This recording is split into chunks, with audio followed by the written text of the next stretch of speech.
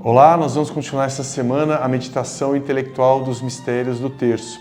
Nas duas últimas semanas eu falei dos mistérios gozosos e luminosos e agora nós vamos falar dos mistérios dolorosos. Mais uma vez, esse vídeo é muito comprido, então o Instagram não entrega ele organicamente. Eu preciso que você curta, encaminhe e comente. Vamos colocar hashtag Santo Terço para que a gente consiga que mais pessoas tenham acesso a esse tipo de informação. É muito importante mostrar a meditação intelectual do terço porque, entre outras coisas, nós somos combatidos pelos protestantes, porque eles falam que Jesus, em Mateus, proibiu o terço, as repetições sem sentido que os gentios faziam, esperando que fossem atendidos. Na verdade, o terço é uma meditação intelectual extremamente profunda, é o que eu estou mostrando aqui. Então hoje nós vamos meditar os mistérios dolorosos da paixão de Cristo. E o primeiro mistério doloroso é ele no Horto das Oliveiras. Uma visão simples do Horto das Oliveiras é que Jesus, 100% homem, anteviu o sofrimento humano que ele sofreria, o sofrimento físico, e lá morreu de angústia, sentiu medo, mas não sucumbiu a esse medo. A Bíblia fala 365 vezes, não tenhais medo, porque o medo é uma das portas de entrada do diabo em nós, assim como o orgulho. É um jeito da gente pensar, mas talvez o jeito teologicamente mais simples. O que nós pensamos pela fé católica é que Jesus tinha a visão beatífica, significa que ele conseguia ver como Deus vê.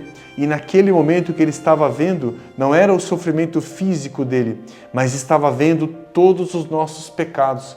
É como se ele tivesse feito um download instantâneo de você pecando e todos nós, e eu. Imagina aquele pecado feio que você cometeu, ele estava vendo aquilo agora e ele sabia o quanto que aquilo agride Deus. E ele estava então carregando para ele todo aquele sofrimento. Então quando a gente peca, e nessas 10 Ave-Marias, o que a gente vai pensar, enquanto a gente balbucia as palavras, a nossa mente tem que estar pensando nisso. Aquele pecado que eu cometi, Jesus estava olhando ele e sofrendo por ele lá no Horto das Oliveiras. Naquele momento, quando eu peco aqui, ele está lá vendo o que eu estou fazendo.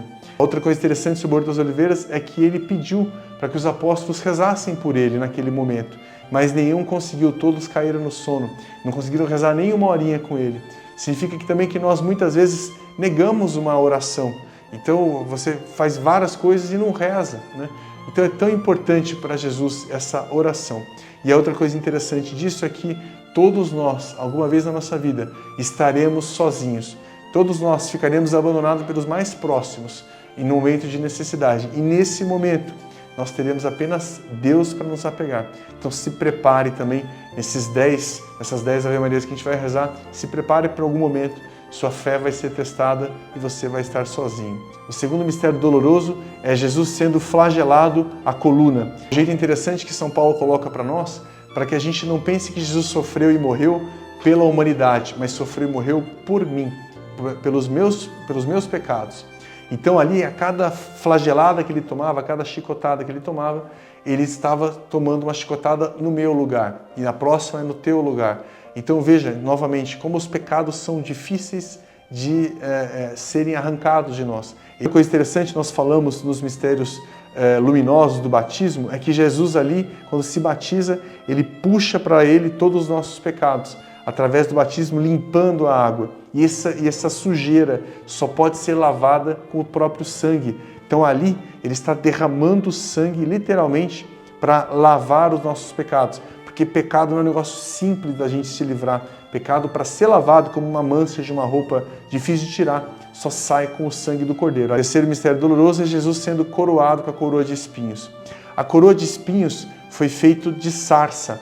A sarça era uma planta espinhosa que foi a mesma que Moisés viu pegar fogo sem se consumir quando ele falou com Deus.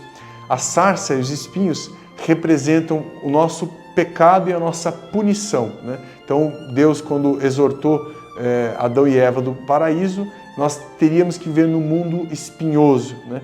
Então Deus estava falando com Moisés a partir do nosso pecado, do nosso sofrimento, da nossa punição. É nos nossos sofrimentos, é na nossa punição que Deus fala conosco, né? Então não entenda os sofrimentos da tua vida nesses 10 mistérios, não entenda a tua vida de sofrimentos como uma coisa ruim.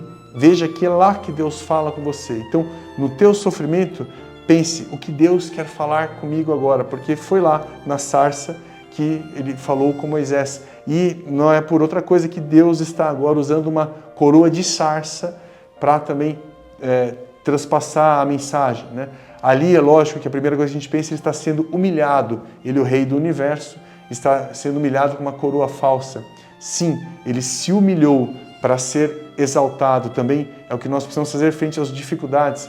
Nos humilhar. Os que se humilham serão exaltados, não os humilhados. Então você precisa aceitar a humilhação para aí sim ser exaltado. O quarto mistério doloroso, nós contemplamos Jesus carregando a cruz. Jesus, ao carregar a cruz, esse episódio mostra a interação dele com todos nós. Há todos os tipos de reação humana frente àqueles que sofrem e principalmente frente àquele que sofre de maneira injusta. Santo Agostinho falava que tem muito medo do Jesus que passa, de não atender a Jesus quando ele pedir ajuda a nós. Então Jesus, que está na figura de todas as pessoas que pedem ajuda para nós, pode passar e você não vê. Isso é um grande perigo pela visão de Santo Agostinho. De fato, há o romano que bate nele, então talvez você só faça piorar o sofrimento daquelas pessoas que precisam da tua ajuda. Há as mulheres que só batem no peito, mas ficam à distância, chorando, então aqueles que sofrem, mas não ajudam. Há a Verônica que vai lá e limpa o rosto de Jesus, então ela sim poderia ter até tomado uma chicotada ela mesma, mas ela está envolvida totalmente com aquele que sofre. Ou ainda como Simão, que foi ajudar Jesus, mas porque ele foi chicoteado. Qual é o teu papel nessa Via Crucis? Como você tem se comportado frente às pessoas que estão sofrendo? Vamos agora rezar essas 10 Ave-Marias, pensando no nosso comportamento frente a quem precisa de ajuda. E também rezar por aqueles que precisam de ajuda. Quinto mistério doloroso, nós contemplamos Jesus sendo crucificado e a morte de Jesus. O que acontece ali são várias coisas, na verdade. É interessante nesse momento que Jesus ele repete várias vezes: Senhor, Senhor, perdoai, eles não sabem o que fazem. Senhor, Senhor, perdoai, eles não sabem o que fazem. Ele falava isso como uma oração constante. Imagine então, enquanto furavam as mãos e os pés dele para cumprir a profecia, novamente nossa vida tem profecias que precisam ser cumpridas. Enquanto ele sofria aquela dor, ele ficava meditando essa oração de perdão a nós. Será que a gente consegue fazer isso também? No meio do nosso sofrimento, na nossa miséria, ainda louvar a Deus? Ou a gente fica revoltado? Né? É exatamente isso que eles esperavam de Jesus quando crucificaram. Que ele lá negasse tudo, que se revoltasse. E pelo contrário, ali ele manteve exatamente o que tinha que fazer. Como São Dimas, o bom ladrão, que viu Jesus ali miserável, todo ensanguentado, como uma situação tão ruim, na verdade, quanto a dele, e conseguiu ver: você é Deus, você é Filho de Deus. Quando chega lá, lembra-se de mim.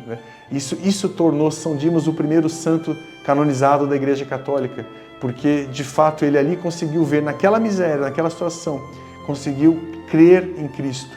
Isso também é o mesmo ponto, né? No teu sofrimento, você crucificado como São Dimas, consegue enxergar que Deus está ali do teu lado, também sofrendo igual a você? E essa é a grande qualidade desse mistério da crucificação. E tantas outras coisas que acontecem, como a criação da igreja, quando Jesus fala com São João e com Maria: eis aqui teu filho, eis aqui tua mãe, essa é a criação da Igreja Católica, e tantas outras coisas maravilhosas desse terço. Mas o que nós podemos focar talvez seja: nós somos capazes de, frente ao nosso sofrimento, à nossa miséria, louvar a Deus mesmo assim, ou a gente só consegue louvar a Deus de barriga cheia? Meditemos assim, meus irmãos. Semana que vem eu falo dos mistérios gloriosos.